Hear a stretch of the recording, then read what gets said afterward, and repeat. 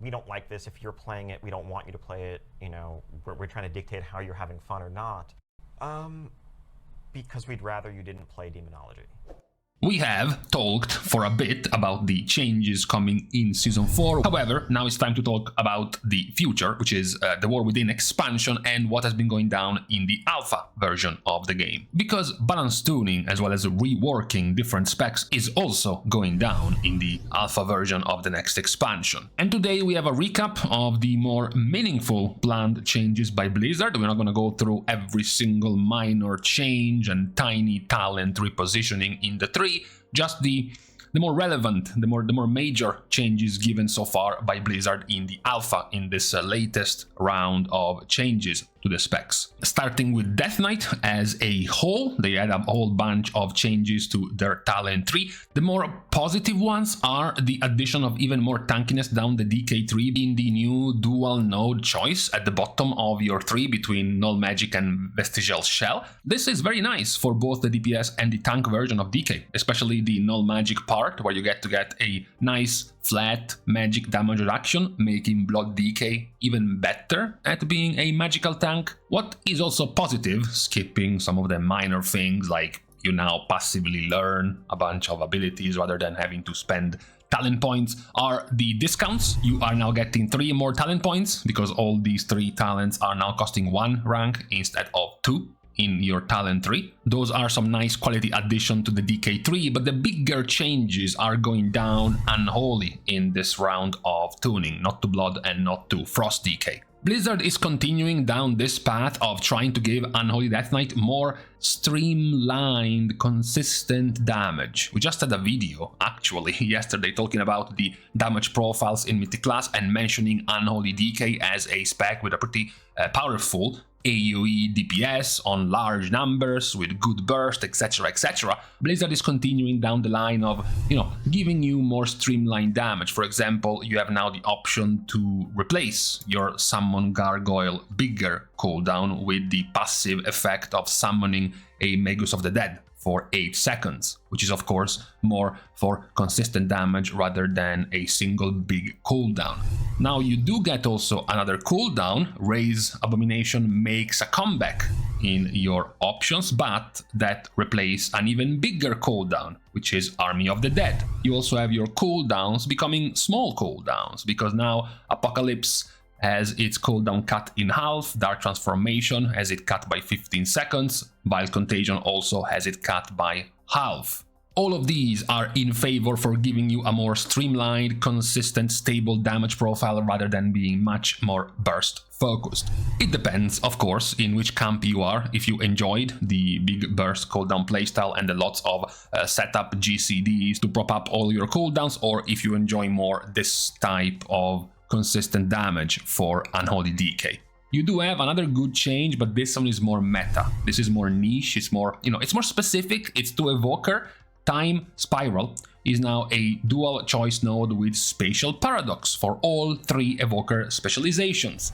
Now, why is this relevant? Well, it's relevant because, of course, Spatial Paradox turned out to be, finally, players realized, it's a very powerful cooldown in the raid for healers. Because whenever you have to move a lot, there are quite a lot of healing specs that have a hard time continuing to heal properly while moving. Imagine, for example, you're trying to run away from the beams of Tindral as you move positioning, and you are, a Resto Shaman wanting to spam Chain Heal or a Holy Priest wanting to channel Divine Hymn. That cannot happen right now. However, if you have an Evoker in your group casting Spatial Paradox on you, you now can do it.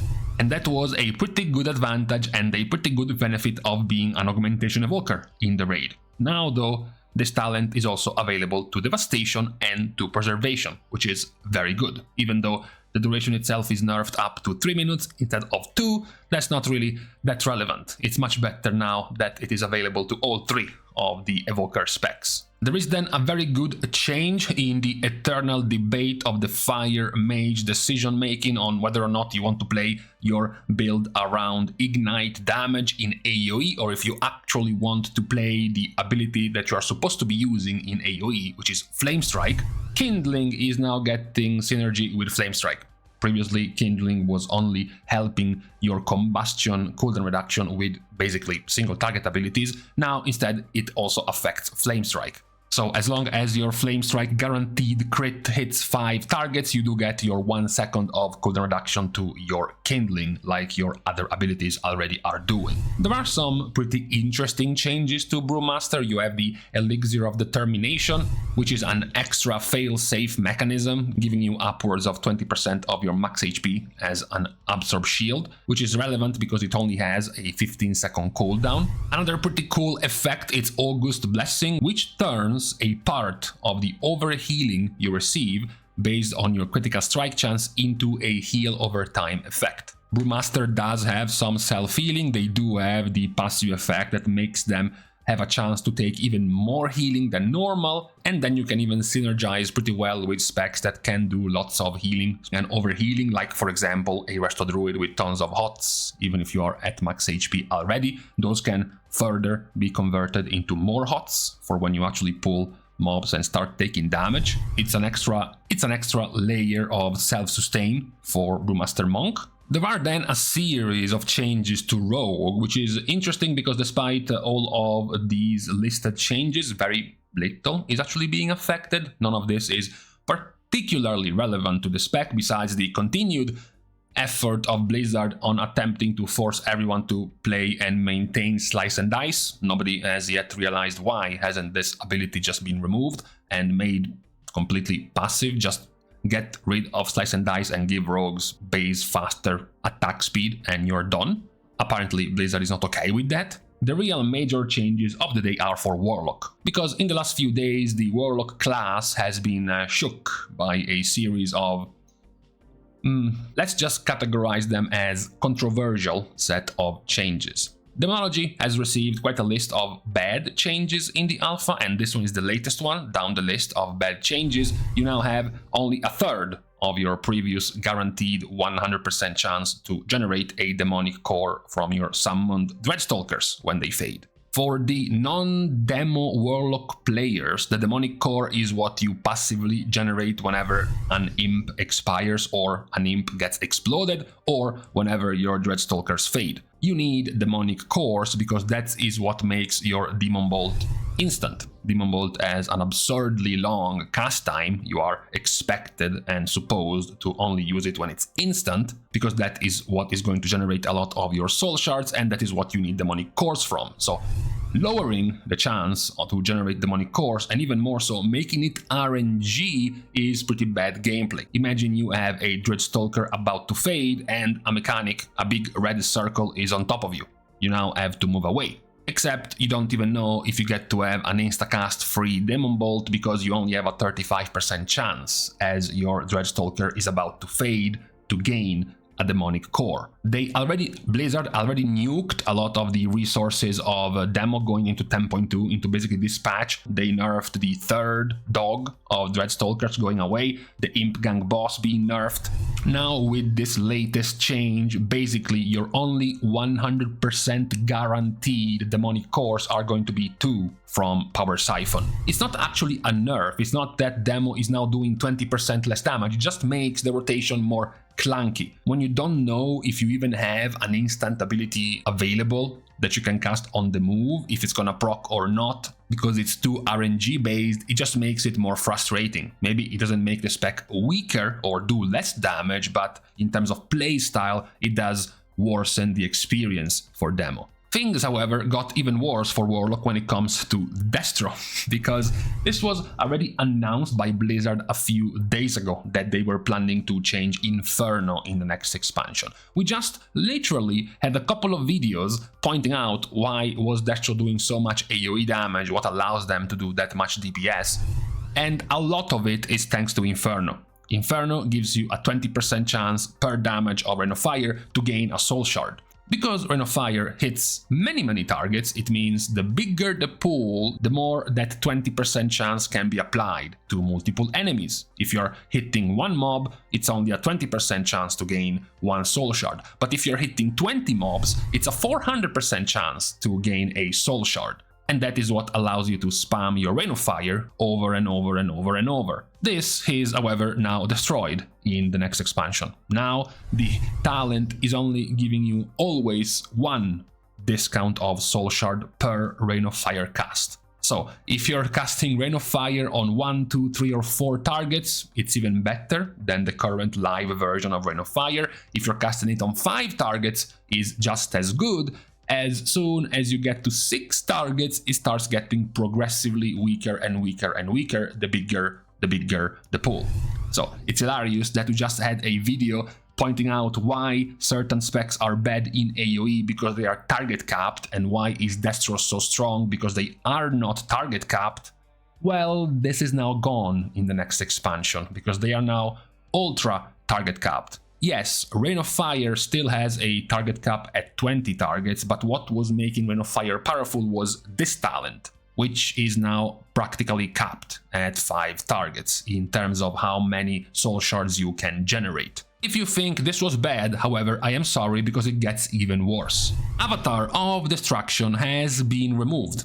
TLDR, your mini purple infernal now doesn't proc anymore from Ritual of Ruin. So every 15 whatever shards you are consuming, you no longer get to spawn your mini infernal. Blizzard did, of course, attempt to give some kind of compensation by raising the base damage of many of your abilities. You can get now 5% more base crit chance, more base damage to your fire spells, faster cast time of your Incinerate. Decimating Bolt is making a comeback, making your 2-target cleave with Havoc even stronger now. A new talent, another boring passive talent, increasing the base damage of your spells and your demon by another 3%. They have redesigned Ruin to now give you upwards of 10% critical strike damage. So they got rid of the key elements that made your AoE super powerful and instead just buffed your base damage by a bit. Definitely not enough to make up for the nerfs you just received. Now, as everyone is ready to bring up their pitchforks and start complaining about these massive nerfs to these specs and some other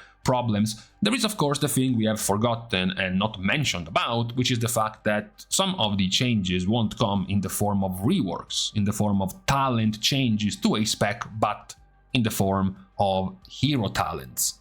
So you might be saying, well, I understand why Blizzard had to nerf the demonic core generation of a Demo Warlock if what you lose in these nerfs is given back to you and then also built on in your hero talents, right? They are just taking away some power from the talents to extend the power in your hero talents. Well, not exactly in this case for Warlocks. Demonology Warlock loses the functionality of your demonic core generation and you don't get it back in either one of these 2 hero talents. One more dot based mixed with affliction and the very well received Diabolist for your demon summoning. You do have some minor discounts in here. Diabolist itself doesn't actually give you much of anything in terms of free stuff, but Soul Harvester, you do get the Soul Shard discount. Whenever you get a Succulent Soul from the Demonic Soul mechanic, you do have an extra improved chance to spawn a Demonic Core from Mantle of the Harvester talent. You do have Quietus, which makes consuming a Demonic Core give you Fist of Souls, which guarantees to give you an extra soul shards whenever you kill a target, which is very good in Mythic Plus, where multiple targets are going to be dying very often, but it doesn't seem to make up nearly as much for the loss of your demonic core generation for Demo. So even with the possible hopium of the hero talents coming in to rescue these changes, it's not really for the Warlock specs, at least so far. We left the biggest of the changes for last, which is the newly released Talent 3 for Elemental plus Enhancement combo, because it's very simply dead on arrival.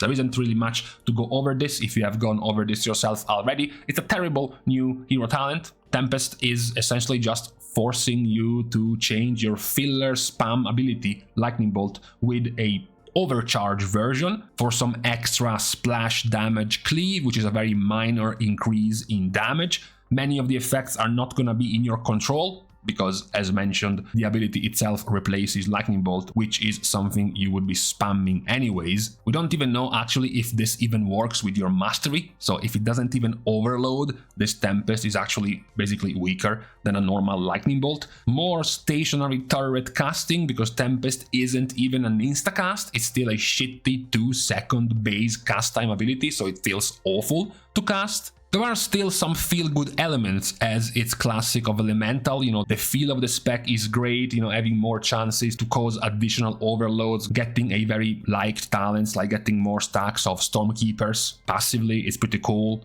When you cast Tempest now, you also passively attach Lightning Rod to the target, it's also pretty good. And then also making Tempest happen passively whenever you proc it from the last talent in your Hero Talent tree. But overall, this doesn't change anything for Elemental. It is still RNG based, it still weighs even more on Mastery, which is still a problem for Elemental's type of damage, since only your generators benefit from Mastery, and you actually have to go and take a specific talent just to make the spenders benefit from Mastery. And then you still have the age-old problem at this point, created with Dragonflight and the split between Lightning and Fire. This is now an entirely lightning-related talent tree, which means your fire side is completely forgotten. It just adds more reskins of your mastery, just more chances to cast free stuffs or extra casts or double casts of things, which are just the same thing the mastery already does for Elemental. You have no real play on your Elementals. We are now down to different types of talent trees, and there is nothing Elemental pet, Elemental minion based on the tree of Shaman. Still no attempt, not in Farseer, and now even worse, not in Stormbringer, to actually make your spenders viable, to actually make them good. It's like the DPS version of Holy Paladin's problem. It's now for Elemental. Still, I know we are now entering high grades of Hopium, but still no raid buff given to Elemental, still no defensive buffs given to Elemental, who still remains one of the squishier specs in the game. Still not a lot of mobility. Funnily enough, one of the bigger mobility tools to Elemental is also one of the more hated tools, because it's Ice Fury, and people don't fucking like playing with Ice Fury. So the TLDR is a massive loss. Very poor hero talent, which doesn't make Elemental any better than what it already is, which is not much. So these have been so far the next round of changes of this alpha build, mostly centered around DK, Warlocks, and the new addition of the Hero Talent tree for Elemental and Enhancement Shaman. Luckily enough, it's still too early to go into full Doomer mode. We have approximately, let's just say, 4-ish months before the expansion actually comes out, so we hope that by the time we get the full version of the game, many of these issues will be resolved. And that's where you really have to start getting hooked on your copium reserves. Now, for today though, on this Friday, and according to some theorists, the beginning of the weekend, we are now leaving each other. We're starting the goodbyes as usual by thanking all of the Patreon supporters, as well as everyone who is supporting for free, by liking and commenting down below, as well as subscribing to the channel itself. Now, with these pointless things out of the way, thank you guys again for watching. See you guys tomorrow, and in the meantime, okay, I find this version of the sun acceptable. You know, it's sunny, but not like I want to take my clothes off sunny.